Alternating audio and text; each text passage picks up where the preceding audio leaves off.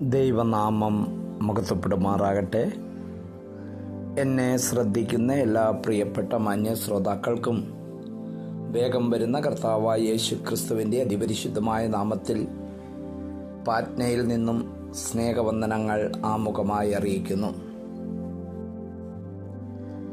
ദൈവത്തെ സ്നേഹിക്കുന്നവർക്ക്, നിർണയപ്രകാരം വിളിക്കപ്പെട്ടവർക്ക് തന്നെ സകലവും നന്മയ്ക്കായി കൂടി വ്യാപരിക്കുന്നു എന്ന വിഷയമാണല്ലോ നാം ചിന്തിച്ചുകൊണ്ടിരിക്കുന്നത്. ദൈവത്തെ സ്നേഹിക്കുക എന്ന് പറഞ്ഞാൽ ദൈവം പറഞ്ഞിരിക്കുന്ന കാര്യങ്ങൾ അംഗീകരിക്കുക, അതനുസരിക്കുക. ദൈവവചനം ആ വിധത്തിൽ നമുക്ക് നൽകപ്പെട്ടിരിക്കുന്നു. ആ ദൈവവചനം ധ്യാനിക്കുകയും പഠിക്കുകയും അതനുസരിക്കുകയും ചെയ്യുമ്പോഴാണ് നാം ദൈവത്തെ സ്നേഹിക്കുന്നവരായി തീരുന്നത്. അതുമാത്രമല്ല, ദൈവം തൻ്റെ നിർണയപ്രകാരം നമ്മെ വിളിച്ചു വേർതിരിച്ചിരിക്കുകയാണ്. അങ്ങനെയുള്ള നമ്മുടെ ജീവിതത്തിൽ എന്തു സംഭവിച്ചാലും അത് നന്മയ്ക്കായി കൂടി വ്യാപരിക്കുന്നു എന്നാണ് അപ്പോസ്തലനായ പൗലോസ് ഇവിടെ പറയുന്നത്. അതുകൊണ്ട് ക്രിസ്തീയ ജീവിതത്തിൽ നെഗറ്റീവ് ചിന്തയ്ക്ക് യാതൊരു സ്ഥാനവുമില്ല. ഏതെങ്കിലും വിധത്തിൽ നിങ്ങളുടെ മനസ്സിൽ എപ്പോഴും നെഗറ്റീവായിട്ട് ചിന്തിച്ചുകൊണ്ട് കിടക്കുന്നവരാണോ പ്രിയപ്പെട്ടവരെ, ദൈവവചനത്തിലേക്ക് മടങ്ങി വരിക. ഞാൻ ചില വിശ്വാസികളെ കണ്ടിട്ടുണ്ട്, മറ്റ് ഡിനോമിനേഷനുള്ളവരുമാണ്. അവർ ദൈവത്തെക്കാൾ കൂടുതലായിട്ട് പലപ്പോഴും പിശാചിൻ്റെ നാമമാണ് എടുക്കുന്നത്. പിശാച് എന്നെ ഇങ്ങോട്ട് നയിക്കുന്നു, പിശാച് എന്നെ ഇങ്ങനെ ഗൈഡ് ചെയ്യുന്നു. അങ്ങനെ എപ്പോഴും ഒരു നെഗറ്റീവ് ചിന്തയിലാണ് അവർ ജീവിക്കുന്നത്. നാം ഒരു കാര്യം മനസ്സിലാക്കണം, അന്തിക്രിസ്തുവിൻ്റെ ആത്മാവ് ഭൂമിയിൽ വ്യാപരിക്കുന്നുണ്ട്, അത് സത്യമാണ്. എന്നാൽ നാം ദൈവത്തിൻ്റെ മക്കളാണ് എന്ന ഒരു ബോധ്യത എപ്പോഴും നമ്മെ ഭരിക്കണം. ദൈവമാണ് നമ്മുടെ കൂടെയുള്ളത്, ദൈവത്തിൻ്റെ പരിശുദ്ധാത്മാവാണ് നമ്മുടെ ഉള്ളിൽ വസിക്കുന്നത്. അതുകൊണ്ട് ദൈവമക്കളുടെ ഉള്ളിൽ പിശാചിന് സ്ഥാനമില്ല. ദൈവം കേൾവിക്കാരെ എല്ലാവരെയും അനുഗ്രഹിക്കട്ടെ. 29-ാം വാക്യം, അത് പലപ്പോഴും നാം മറന്നു പോകുന്ന വാക്യമാണോ എന്ന് സംശയിച്ചു പോകുന്നു. 28-ാം വാക്യം എല്ലാവരും ബൈഹാർട്ട് പഠിക്കുകയും അത് പറയുകയും ചെയ്യാറുണ്ട്. എന്നാൽ 29-ാം വാക്യത്തിൽ പറയുന്നു, അവൻ മുന്നറിഞ്ഞവരെ തൻ്റെ പുത്രൻ അനേകം സഹോദരന്മാരിൽ ആദ്യജാതനാകേണ്ടതിന് അവന്റെ സ്വരൂപത്തോട് അനുരൂപരാകുവാൻ മുന്നേമിച്ചിരിക്കുന്നു. എന്തിനാണ് നമ്മുടെ മുൻനിയമനം? പുത്രന്റെ സ്വരൂപത്തോട് അനുരൂപരായി തീരുക. ആദാമിനെ സൃഷ്ടിച്ചപ്പോൾ തൻ്റെ സ്വരൂപത്തിലും സാദൃശ്യത്തിലുമാണ് എന്നാണ് നാം വായിക്കുന്നത്. അതായത് ദൈവത്തിനൊരു രൂപമുണ്ടായിരുന്നു, ആ രൂപത്തിലാണ് എന്നുള്ളതല്ല.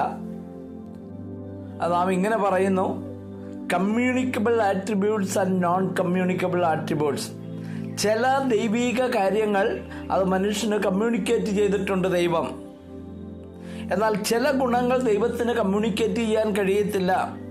ദൈവം സർവശക്തനാണ്, ദൈവം സർവവ്യാപിയാണ്, ദൈവം സർവജ്ഞാനിയാണ്.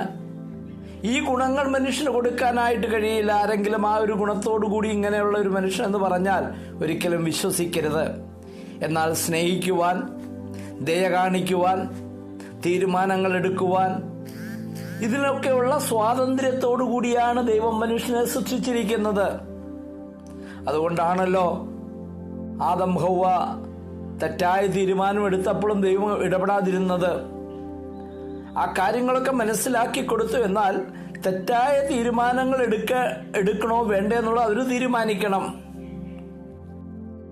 എന്നാൽ ഇവിടെ നാം വായിക്കുന്നത് ആ ദൈവിക ഗുണങ്ങളോട് കൂടിയാണ് ദൈവം നമ്മെ സൃഷ്ടിച്ചിരിക്കുന്നത്. ഞാൻ മറ്റൊരു സാധാരണ വാക്കിൽ പറയട്ടെ, നമ്മുടെ കർത്താവിൻ്റെ സ്വഭാവത്തോട് അനുരൂപരായി തീരണം. യേശുക്രിസ്തുവിന്റെ സ്വഭാവം തന്നെ നിങ്ങൾ ഉണ്ടായിരിക്കട്ടെ എന്നാണല്ലോ അപ്പോസ്തലനായ പൗലോസ് ഫിലിപ്പി ലേഖനത്തിൽ പറയുന്നത്. യേശുക്രിസ്തുവിന്റെ സ്വഭാവം നിങ്ങൾ ഉണ്ടാകുക.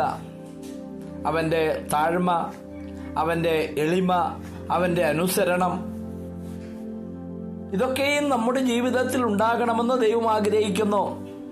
പ്രിയപ്പെട്ടവരെ, 2 കാര്യങ്ങൾക്കാണ് ദൈവം നമ്മളെ ഈ ഭൂമിയിൽ വെച്ചിരിക്കുന്നതെന്ന് ഞാൻ വിശ്വസിക്കുകയാണ്. യേശുക്രിസ്തുവിനെ അറിഞ്ഞ വ്യക്തികളോടാണ് ഞാൻ പറയുന്നത്. ഒന്നാമതായിട്ട്, അറിഞ്ഞ അന്നു മുതൽ കർത്താവിന്റെ സ്വരൂപത്തോട് നാം അനുരൂപരായിക്കൊണ്ടിരിക്കുക. ഇന്ന് വാഴ്ത്തപ്പെട്ടവനായ കർത്താവ് ഈ ഭൂമിയിലില്ല. ഇന്ന് നമ്മളിലൂടെയാണ് മറ്റുള്ളവർ ദൈവത്തെ കാണുവാനായിട്ട് ആഗ്രഹിക്കുന്നത്. ഞാൻ കർത്താവിനെ പറ്റി പ്രസംഗിക്കുന്നു, കർത്താവിനെ പറ്റി മറ്റുള്ളവരെ പഠിപ്പിക്കുന്നു. എന്നാൽ എൻ്റെ ജീവിതത്തിൽ കർത്താവിൻ്റെ ഗുണങ്ങളില്ലെങ്കിൽ മറ്റുള്ളവർക്കത് കർത്താവിനെ മനസ്സിലാക്കാൻ കഴിയില്ല. അല്ലെങ്കിൽ അവർ വിചാരിക്കും നമ്മുടെ കർത്താവും എൻ്റെ സ്വഭാവത്തിലുള്ളവനാണെന്ന് ചിന്ത കടന്നു വരും. അത് നാം വലിയ തെറ്റാണ്. ദൈവത്തെ അപമാനിക്കുന്ന, ദൈവത്തിൻ്റെ നാമത്തിന് അപമാനം വരുത്തുന്ന കാര്യമാണ് ചെയ്യുന്നത്. അപ്പോൾ ദൈവത്തിൻ്റെ സ്വരൂപത്തോട് നാം ഓരോ ദിവസവും അനുരൂപരായിക്കൊണ്ടിരിക്കുക. ദൈവം അനുവദിച്ചാൽ നാളെയും നാം ആ കാര്യം ചിന്തിക്കാം. രണ്ടാമതായി, അപ്പോസ്തലപ്രവൃത്തി 1:8, എൻ്റെ സാക്ഷികളായി തീരുക. ദൈവത്തിന്റെ പരിശുദ്ധാത്മാവ് ഈ ഭൂമിയിൽ വന്നു. ആത്മാവിനെ നമുക്ക് നൽകിയിരിക്കുന്നത് നാം ദൈവത്തിന്റെ സാക്ഷികളാകണമെന്നുള്ളതിനാണ്. എന്നെ കേൾക്കുന്ന ഓരോ പ്രിയപ്പെട്ടവരെയും വലിയവനായ ദൈവം അനുഗ്രഹിക്കട്ടെ. ഈ ഉത്തരവാദിത്തങ്ങൾ മനസ്സിലാക്കി കർത്താവിന് വേണ്ടി ജീവിക്കുവാൻ എല്ലാവരെയും സഹായിക്കട്ടെ എന്ന് പ്രാർത്ഥിക്കുന്നു. സ്വർഗീയ പിതാവേ, ഒരു പ്രഭാതം കൂടി നൽകിയതിനായി സ്തോത്രം. ഇന്നത്തെ ദിവസം താഴ്മയോടുകൂടി നിന്റെ പാദപീഠത്തിലേക്ക് വരുന്നു. കേൾവിക്കാരായ എല്ലാവരെയും അനുഗ്രഹിക്കണം. നിന്റെ സ്വരൂപത്തോട് അനുരൂപനായി തീരണമെന്നുള്ളതാണല്ലോ നിന്റെ ആഗ്രഹം. നിന്റെ സാക്ഷികളായി തീരണമെന്നാണല്ലോ നീ ആഗ്രഹിക്കുന്നത്. ആ ഉത്തരവാദിത്തങ്ങൾ നിറവേറ്റുവാൻ ഞങ്ങളെ സഹായിക്കണം. പ്രാർത്ഥന കേട്ടതിനായി സ്തോത്രം. യേശു കർത്താവിന്റെ ധന്യനാമത്തിൽ തന്നെ ആമേൻ.